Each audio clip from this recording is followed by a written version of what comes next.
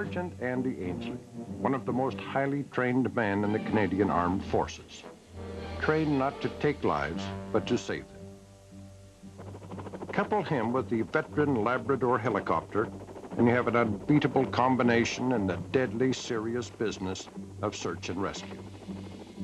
Together, they work their life-saving magic out over the North Atlantic from a base in Gander, Newfoundland. Fort 15. The intent when we first went there, and still is, to seek and save. We go out there, the fisherman's in trouble, anyone on a vessel, regardless of nationality, color, creed, it doesn't matter. We're there.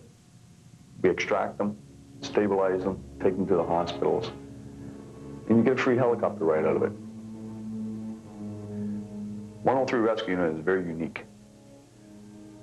It's the only place that just operates totally on helicopters, Labrador helicopters. The Labrador is a gorgeous piece of equipment. I've been flying on it now for 18 years. In military vernacular, Andy and his fellows are called SARTECs, Search and Rescue Technicians. At Greenwood, Nova Scotia, a SARTEC team in a Labrador from 103 Rescue Unit prepared to show just how good they are. They're competing in an annual toughening up event. It's called SAREX for Search and Rescue Exercise. Stop their way. Good shoot. Good shoot. SAREX 2, jump clear off first. SAREX is a yearly competition, and what it's based on is the best of the best. Each unit across Canada sends their SARTECs into this competition.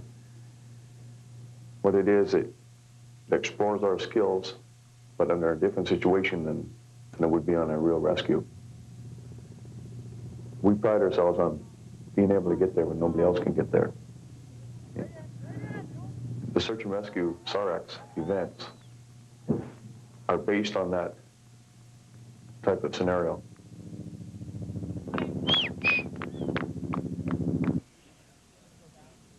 The SARTECs will face off in 5 different events: an aerial search, individual precision parachute jumps, a team rescue jump, a test of medical knowledge, and aircraft maintenance.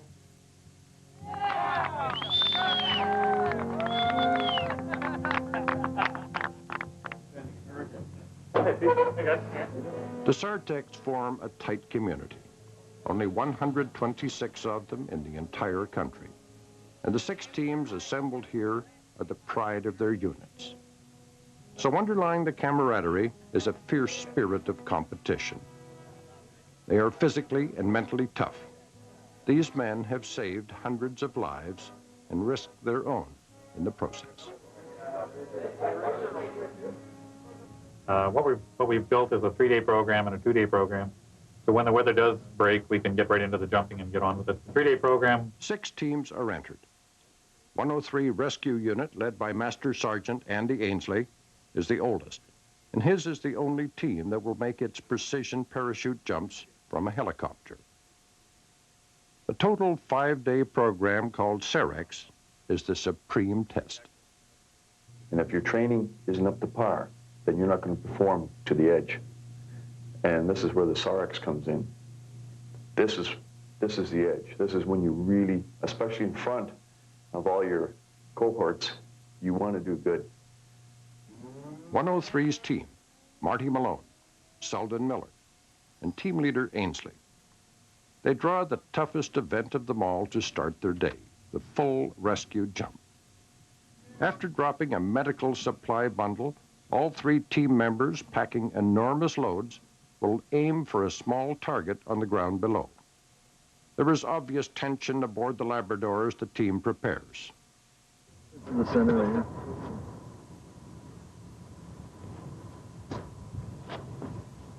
Lay it out. All 3, plus the supply bundle, will be aimed at a small target on the ground below. There is risk involved. Master Warrant Officer Arnie McCauley, the most decorated man in the 51-year history of the Search and Rescue Service, is in charge of training and aware of the dangers. The problem is that you have to be in a couple of different configurations in the airplane to drop the gear, and then you have to quickly close the airplane up, get dressed in about 300 pounds worth of equipment, and it's probably going to be very hot, and trying to move around in confined spaces, and then of course then they have to do the wind assessment and everything with all this equipment on, and then jump out. And of course always keeping in the back of their mind that if they sort of buggered the approach up or whatever, they could end up hanging in a tree, which is not always the best thing to do. And so it's a matter of weighing, you know, canopy speed, equipment dangling and swinging, and concentrating on target shooting.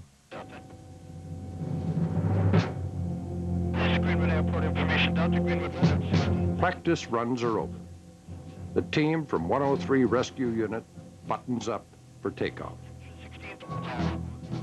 We love the competition, but to jump out of the lab is an excellent, it's a good feeling, and you get a good ride. It's a well-hidden secret that lab is so precise, and it's such an enjoyable ride that you just like doing it. Parachuting out of it, of course, is unorthodox. Like I said before, nobody else in the world does it except for us guys. It's, when you're with your other guys and you're jumping to that target in this RX, it's a really good feeling to know that we can do it. We can do it with a lab. We can do it with anything.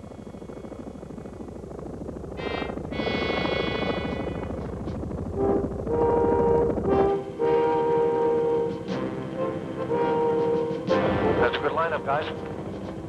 Make it happen now. This is the one we want. Here, on final. Check on. Street steady. Ready. On the first run across the target, streamers to determine wind strength and direction. Now, streamers are away. One blue, one yellow, one red. All good? 6 o'clock. Got him. Check. Auto cleared. There are 8 knot winds. Are they inside the combiner? The winds are 8 at the pea gravel bowl. Inside the peas, down below the tree line, there are about 4 knots. Now, bundle away. Way clear. Good shoot. The idea with the bundles, of course, is to hit the target, and then you come in after and pick up your equipment and rescue people.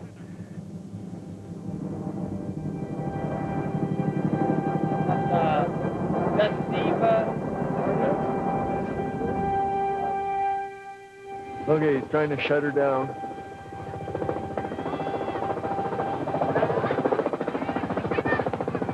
A lot of weight.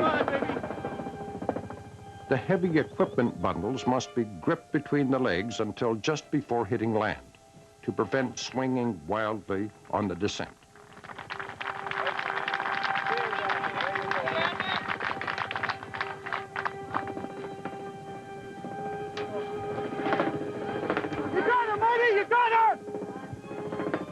They are hitting wind shears, fighting to control the chute, and once in a while, it's just too much.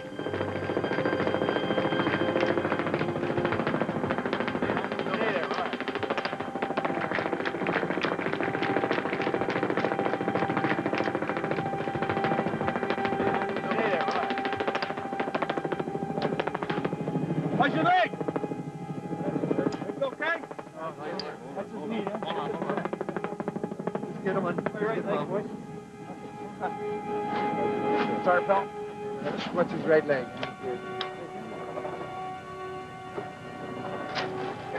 Hang on, don't. Marty Malone, one of Andy's teammates, is out of the competition. On landing, his chute drove him into the ground, driving his leg up so hard it fractured his hip. Okay, ready? Well, most of the stuff that we do has some element of danger to it, and most people realize that, and we all accept that risk. It's, you know, it goes with the job. All part of the job, and this is the job. A ship breaking up in huge seas. The lives of her crew are in the balance. The Labrador in a race against the waves.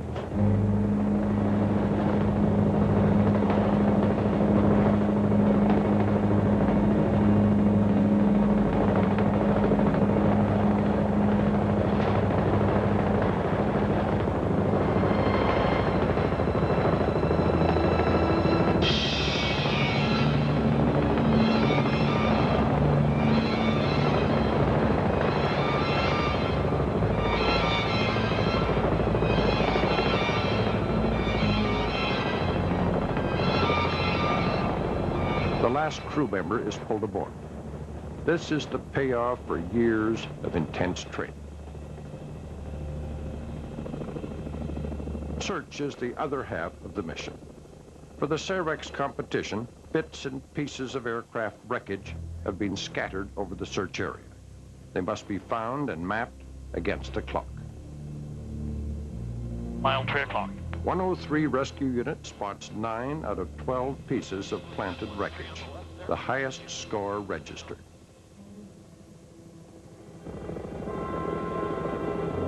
The end of the first grueling day of competition. Ahead tomorrow, precision parachute jumping.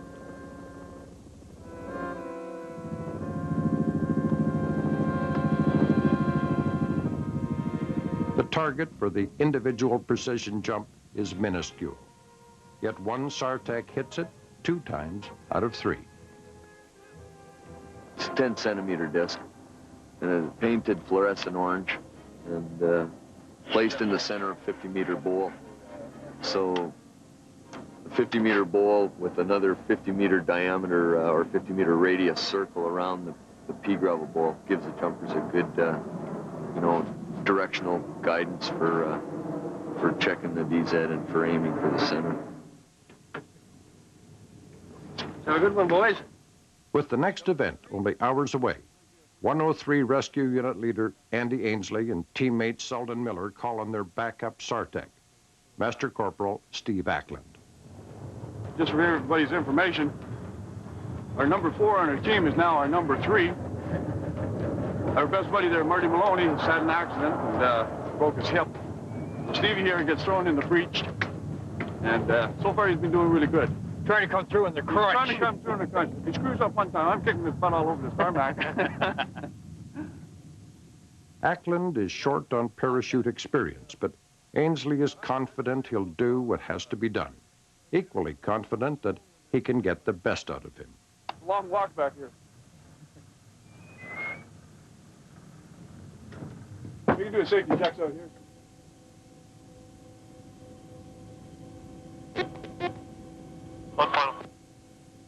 Stevie Ackland wanted to come to Gander, Newfoundland, 103 Rescue Unit. We got him there. He'd never been to a SARX before. When Marty got hurt, Stevie's thrown into the breach. He's never done a SARX event. He's brand new to parachuting. This competition is intense. All of a sudden, he's taken from the cheerleading section. Boom, he's part of the team. We kid around like the father-son aspect and all that. But this individual is a good, solid SARTAC. And the ability of a SARTAC as a leader is to know that and how to make him function, use his abilities. Nice jump, Steve. Thanks, boy. You're in there, buddy. You gotta be happy with that. The end of day 2. Behind the skills of 103 Rescue, the experience gained from thousands of land and sea rescues over the past half-century. This search and rescue service answers more than 7,500 calls a year. And the 103, of course, has the veteran Labrador helicopter.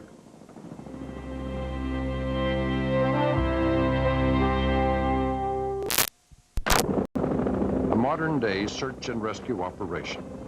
A man stranded on a log-strewn patch of rock in the middle of a river in flood. His boat is shattered on the rocks, he is injured, and it is bitterly cold. The man's life depends on the steady platform of the Labrador hovering overhead and the skill and courage of the rescuers. Men and machine working together with the trust and ease that comes of long practice.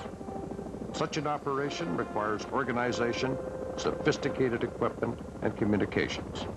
It looks relatively easy, yet it represents more than half a century of acquired experience. Arnie McCauley prepared a history of early rescues. Air-sea rescue, as we know it today, virtually began at the beginning of World War II. Prior to that, there was very little flying overseas and very little flying in the wilderness. There was very many incidents involving aircrew stranded in the north and stuck with no survival, and a lot of people perished as a result.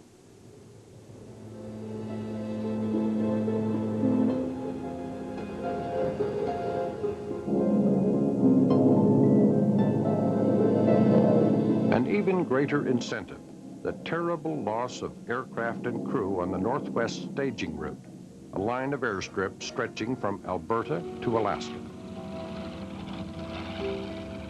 8,000 U.S. warplanes flew the route to Russia. Inexperienced pilots, bad weather, navigational errors caused many to crash.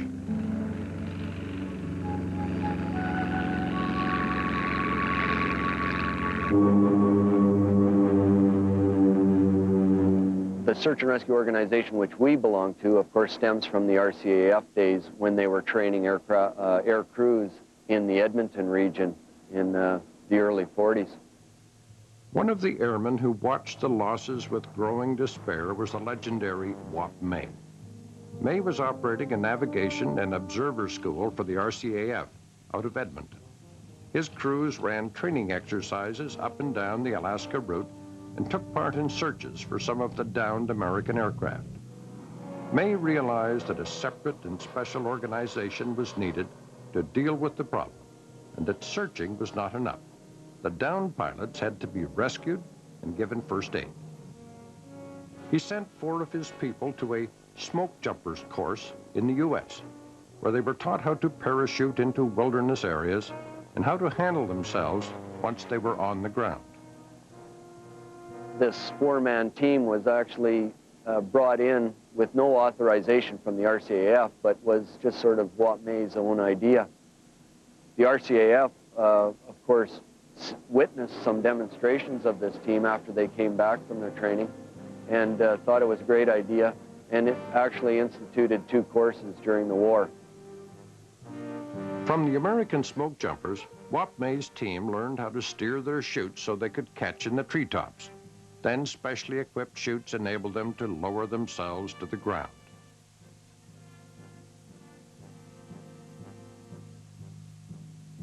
The parachuting rescue teams and the trained observers solved some of the problems, but others remained.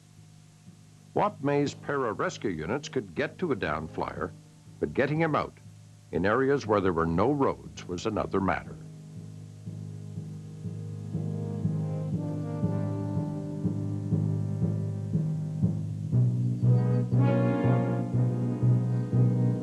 Following the war, there was a need to restart this organization, and another search and rescue course for parachute air rescue people was started. The original candidates for pararescue training, as it was called then, were mostly technicians and safety equipment workers that were just taken from the flight lines and given specialized training in medicine, parachuting, and bush lore, survival and bush lore. Then there was the matter of rescue at sea. British experience in saving downed flyers in the English Channel prompted the Royal Canadian Air Force to a greater interest in search and rescue. In the confines of the Channel, boats could be sent out swiftly to get downed flyers. It was another matter on the open ocean. There, the emphasis was on search. Nothing could be done but drop a lifeboat from an aircraft, try to direct a ship to the scene, and hope for the best. Here, the RCAF practices in the North Saskatchewan River. Major Grant Smith is a pilot and historian. And people didn't have an organized structure for performing search and rescue duties. It was whatever aircraft or vessel happened to be in the vicinity would be called out to do the mission. So when they decided to organize search and rescue in Canada in 1947, they made rescue coordination centers, the first one being in Halifax. During the early years, they started out with Norseman, which was a single-engine, high-wing aircraft that could only carry a couple of people, and it was a search aircraft. They added to the list later on larger aircraft like the DC-3 Dakota and eventually the Lancaster, and the Lancaster was used for long-range search and rescue over the ocean. But all of the fixed-wing aircraft in the inventory couldn't rescue anybody. They would go out and search, and perhaps they would drop a life raft or signal to a boat nearby to come and provide some rescue services. So in 1947, the Royal Canadian Air Force bought some Sikorsky S-5 helicopters, a small single-engine helicopter, piston-engine helicopter, with really only cabin space for about 3 people. It was quite limited, but at least it could fly out to a crash location. Helicopters seem to meet many of the requirements for search and rescue, over land or water. Early models were too small, but soon big twin-engine helicopters like the Flying Banana, the Vertol H-21, made their appearance. The helicopter's speed and range are limited compared to fixed-wing aircraft, but they are the key to an effective search and rescue organization. The Labrador helicopter was chosen by the Royal Canadian Air Force in 1963 because it was recognized to be a much bigger and a much better performer than the previous search and rescue helicopters it was intended to replace. The Labrador helicopter over the years has been involved in hundreds and hundreds and hundreds of rescue missions, saving all kinds of people from all kinds of situations.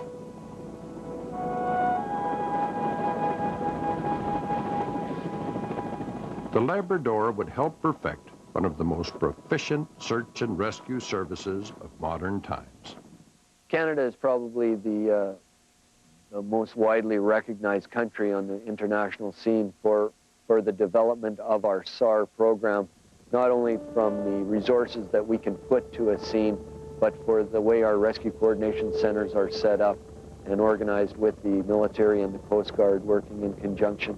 We are probably the role model for a great many countries that are interested to get into search and rescue at the national level. People from all over North and South America are now coming to Canada for advice and to use us as a role model.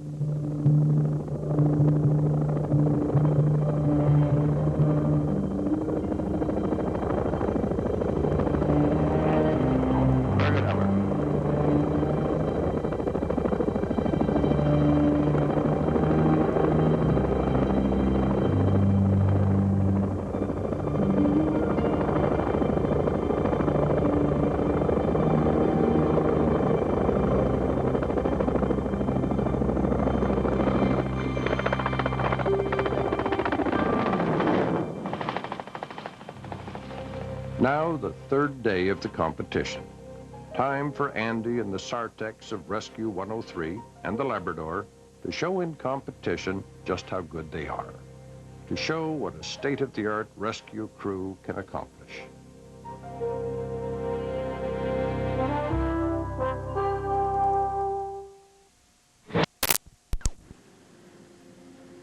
Lives depend on the Labrador's reliability. After more than 3 decades of search and rescue operations, the big helicopter needs tender, loving care and gets it from 103's maintenance crew. They take pride in their aircraft. They also will be judged in the Cerex competition. Michel Bourdage is flight engineer. This is the 113 Labrador.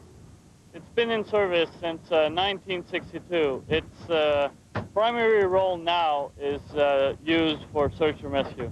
What's nice about this chopper is that it has tandem rotors. It can fly in almost any weather conditions. It doesn't have any restrictions at all for the wind. Quite a unique airplane for the fact that it has a caster of 360 with a nose wheel, so that it can go any which way and it's not restricted at all. It can land in the water and taxi around, so if we have no voice to rescue anybody, we can always land in the water and pick them up. It has 2 T-58 engines. What they do is they go to a mix box, and from there there's shafts that between the 2 transmissions will give equal amount of lift to both rotor heads. You see the 2 intakes. Those are mounted so that you don't get as much freezing, and they're screened so that we don't get any big pieces of leaves or branches or anything go in them.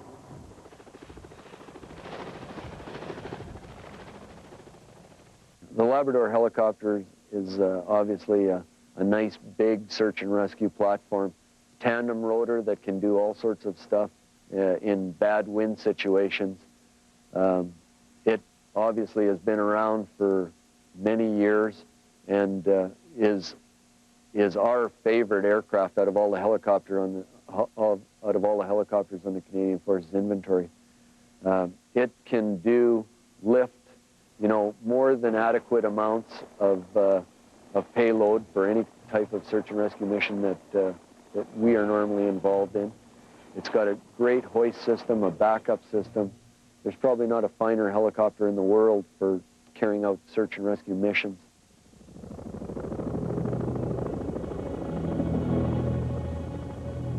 Major Grant Smith says the lab has many virtues. It's a good vehicle for hoisting operations with the high-speed breeze hoist that we have on it.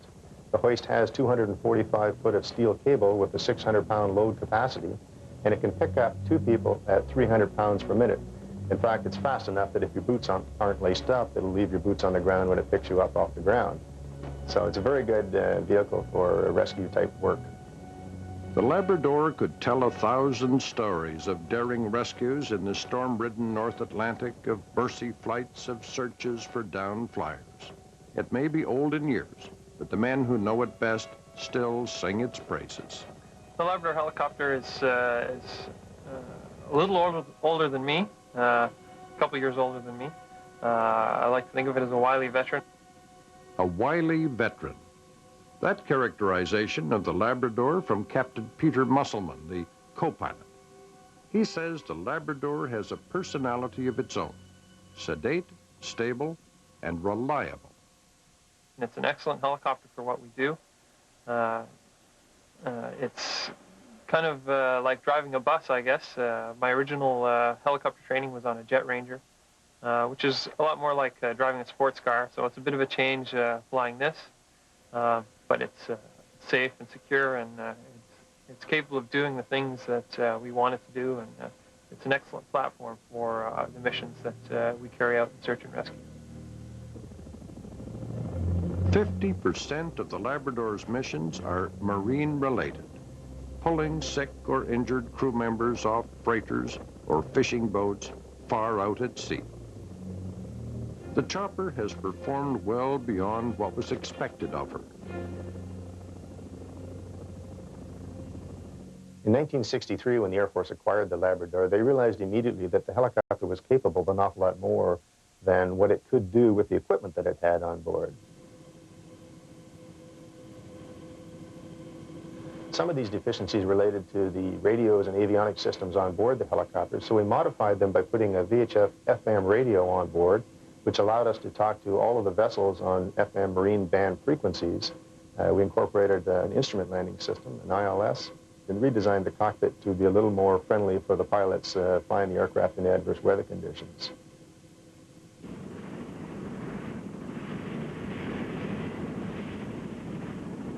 Michel takes a last look around the Labrador before takeoff. He has a key role in search and rescue operations. He is the only member of the team with a dual role. He is responsible for the airworthiness of the Labrador, and he is the vital link between the Labrador crew and the Sartex team during a rescue. It is Michel's proud boast that he can clear the Labrador for flight in 6 minutes in an emergency. When it's flying, I have to be in the cockpit for takeoff and landing, and making sure that we have a single engine sealing. So if one engine fails, it will stay flying up in the air. And if for some reason we're too heavy, we'll dump fuel and try to maintain the aircraft.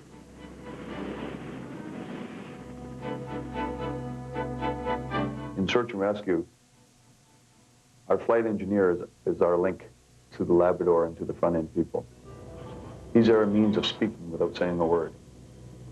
Hand signals, everything we do when we're on the end of that hook. He's our connection to the rest of the crew. He can put us on a little piece of boat in the middle of the Atlantic, accurately, correctly, and then he keeps his eye on us all the time, without even coming up on communications on the radio or anything. All I have to do is give a hand signal, boom, he's got me, he comes back in, and away we go. He's our lifelink. You got to have them.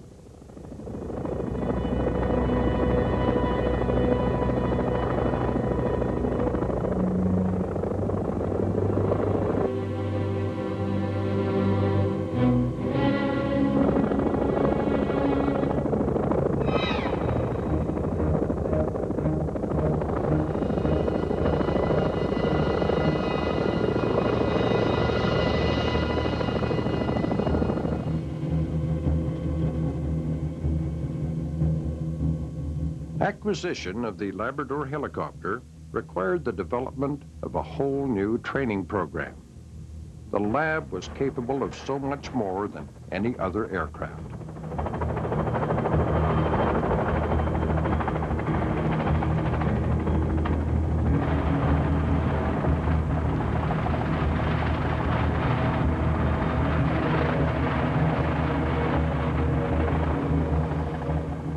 SARTEC training was already the toughest in the armed forces. To become a search and rescue technician, a person who is looking at military as a career, first of all, must join a trade, any trade in the armed forces, and spend a certain amount of time there learning that trade. And after they become proficient and have earned enough merit points in their personal evaluations, they then may apply to change their jobs to become a search and rescue technician. We have a board that sits annually that assesses approximately 100 to 140 applicants, and out of those applicants we will pick 10 people to attend search and rescue training. And normally, because the qualification requirements to get on this board are so high, we have a fairly high graduation rate of probably between 6 to 8 people out of those 10 will graduate annually. It's the hardest course in the military.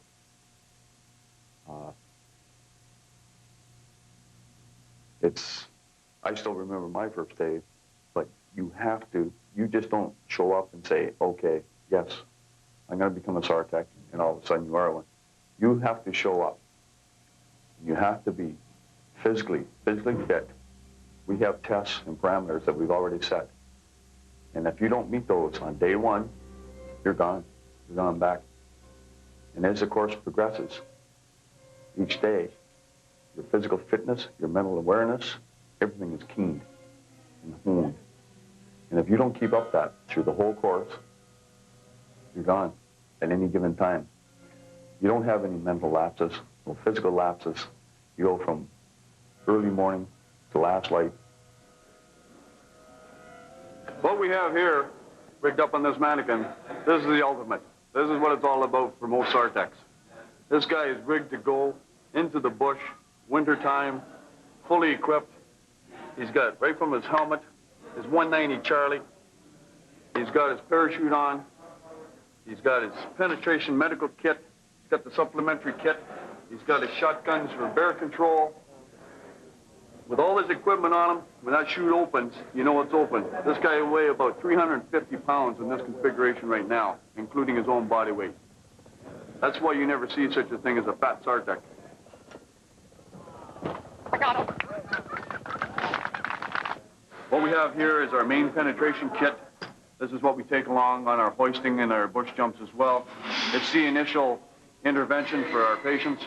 It's got fluids in it, it's got drugs in it, it's got our vital signs monitoring equipment in it. We basically go to this if there's only one casualty and it's quick. And this is the backup kit for it, called our supplementary medical kit. It weighs approximately 55 pounds, and as you can see, each pouch is equipped with different trauma intervention devices, everything from burns to drugs, IVs, more backup fluids for us, burn dressings, emergency childbirth. And this is also rigged up. All our equipment is rigged up to either be carried by us when we're parachuting, or it can be dropped in on a 15.5-foot unicross, and then we can jump into the kit after. Bundle away. Way and clear. Good shoot.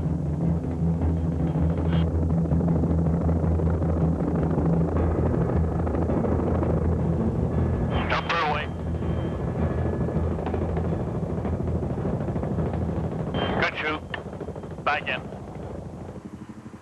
to look up there. Not often you'll catch the boys jumping out of a helicopter. CSAR 4 ram air parachutes are flown like hand gliders because SARTECs must make accurate drops. Yeah. Okay, well, right now he's still on the upwind side of the target, so what he's doing is he's just S-turning in to use up his airspace until he gets down to an altitude where he can actually get to the downwind side of the bowl and set up for his final run-in. Okay, now he's on final, and what he's doing now is going into deep brakes, slowing the speed of the canopy to match the speed of the wind. And this way he can control his forward and backward angle of attack. And he puts more brakes on, the wind will slow his penetration, and he just comes straight down on the disc. That looks like quite a good one. In search and rescue, the ultimate survivor is the Labrador herself. There's talk of retiring the Labrador, but until they do, she's out on the tarmac waiting, like veteran Andy Ainsley, for yet another mission. Another life to save before calling it a day.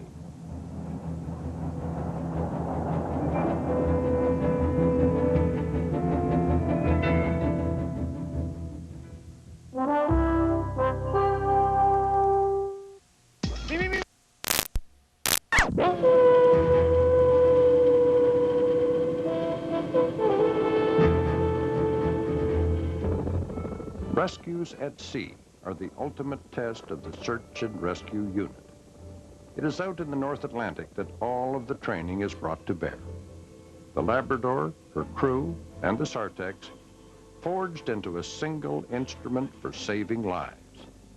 Very often their own lives are put at risk in this single-minded endeavor. Ready to. Okay. Final check.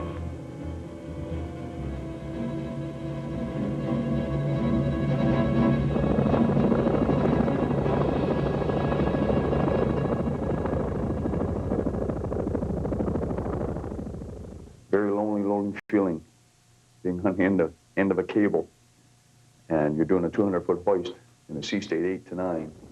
The Atlantic Ocean is very unforgiving. She's a beautiful lady, but if you make a mistake, she'll grab your ass. She'll bounce any vessel around like a cork. You got winds, high winds. Usually it's either early morning, late at night, bad weather, guaranteed. Our pilots get us there on scene as if they drove the kids to school. The flight engineer on board, he's hoisting me down 300 feet per minute onto the deck of the ship. Like we're talking landing on something like this in a sea state that you wouldn't believe. We're out in a boat. You're trying to work on your patient, get him out of there, put him in a Stokes litter. 9 times out of 10, he weighs as much as you do or better. Up you go out of the lower decks, onto the deck of the ship. Boom, there's a gorgeous lab. Pink, down comes the cable. Up goes the patient. Boom, boom. This is the whole thing about it. You get in, you stabilize, and you extract.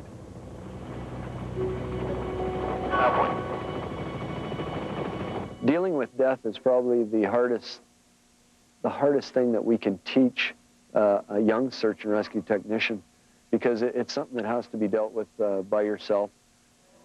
They get involved in the situations like air disasters are normally very bad, and they find that they just can't carry on with the same motivation after their exposure, and we lose those people very rapidly. Now, dealing with fellow SARTEC's death, of course, is something even worse. It's a peer death in emergency services is the worst thing that can happen, and it's very detrimental to morale, and is very hard to recover from. There's a sense of, it won't happen to me. We know that it has happened, but I think if you don't have that built into you, it's pretty hard to focus and do your job. Nobody's infallible. We make mistakes. We know what'll hurt us. We know how to deal with it. We know how to get by it. And if you have that capability, you can function in a hard environment. That's what it's all about. Your job starts when you got your hands on the individual. But once SARTECs have their hands on people and they're in need of aid, the old mind kicks in really hard. All your training comes back to you. Your professionalism, your medical training. Boom, we have this guy. Once we have him, he's going to live. No ifs, ands, or buts about it.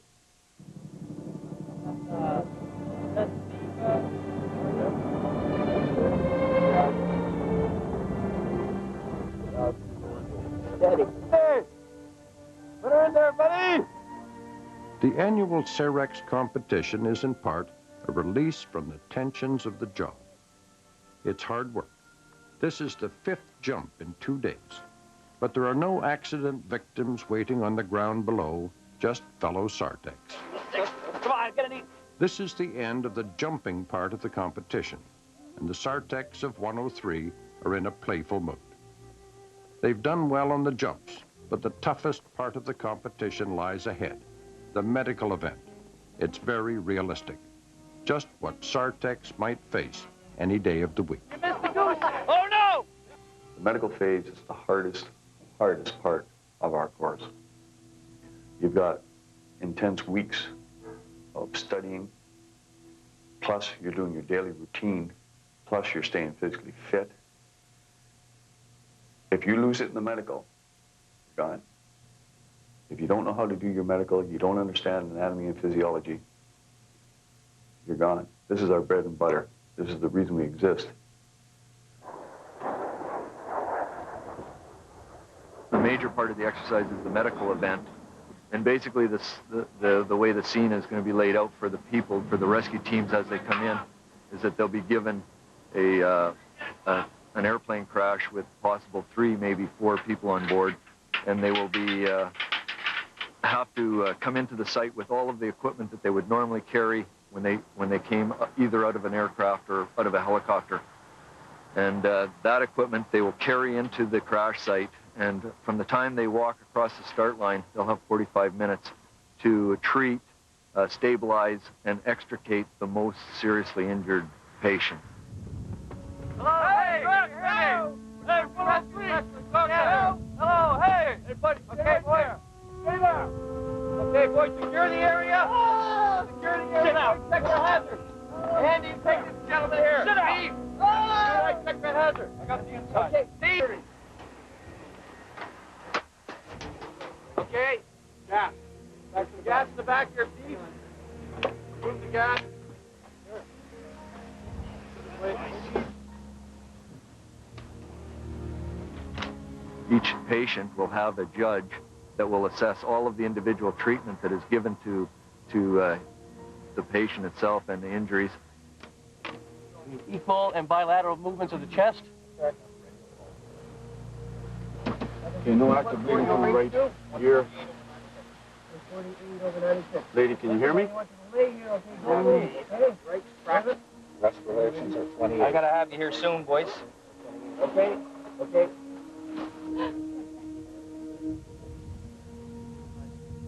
Well, there's a lot of pressure. It's probably the toughest part of the exercise for the SARTEC team themselves because it's a very close scenario. People are right over their shoulder assessing every move and every word that they say. So the pressure is probably worse in the SAREX exercise than during an actual operation because there's too many people criticizing and critiquing every move you make. Okay, buddy? Cross them over, no pelvic injury. Okay, all right, Steve, you get everything ready and I'll be out there shortly.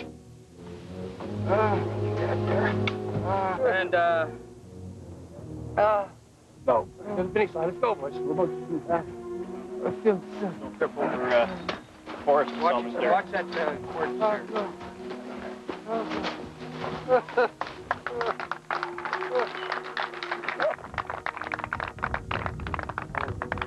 Right on, Andy. Good work. I think we've done well. We're being 103 rescue unit with the helicopter, the good old lab. We're very sneaky. We're very insidious. Also being the oldest team out there, all the young fellas are sort of standing there, a little bit of gas saying, Oh, yeah. The old guys. Well, they're not going to stand up. They're not going to... They forgot. Big aspect. We've been there. We've done it. With the Labrador, you use your vehicle right, you use your people right, we're doing well. In fact, you may come through the back door, as we say, and win this whole thing. The young guys got a little snotty. They're going to get a lesson. I am absolutely delighted to have been able to join you folks from the SAR X-95. There are two things that serve the armed forces, and that is search and rescue and peacekeeping. And you folks are out there selling Canada every day. I know that you meant...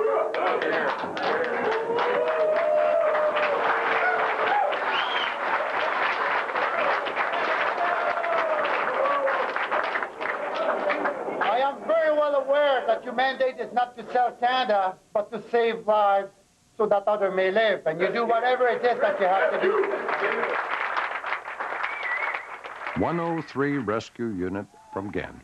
The old veterans of search and rescue with the Labrador take 5 out of 6 major awards, and they're all part of it.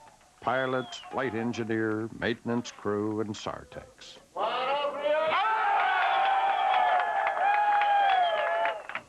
In our minds, we always want the big mission. Parachuting into a crash. People are injured. Everybody's living. You get to do your medical. You get to do your job. You drop your equipment. Low level. Dog weather. You get in there. You save lives. You've done your job. You feel really good. You go home. You have a real good sense of well-being. You've helped these people.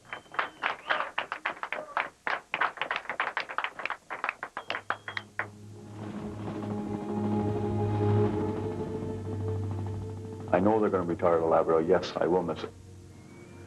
I may retire when the Labrador retires. I'd like to go on in my career and teach and with operationally. But when the Labrador goes, it's going to be a big void, and it's going to be hard to fill.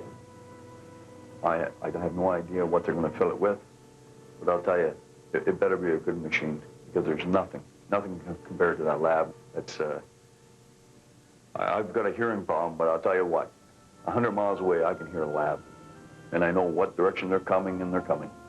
The sound of extraction, just a solid piece of my life.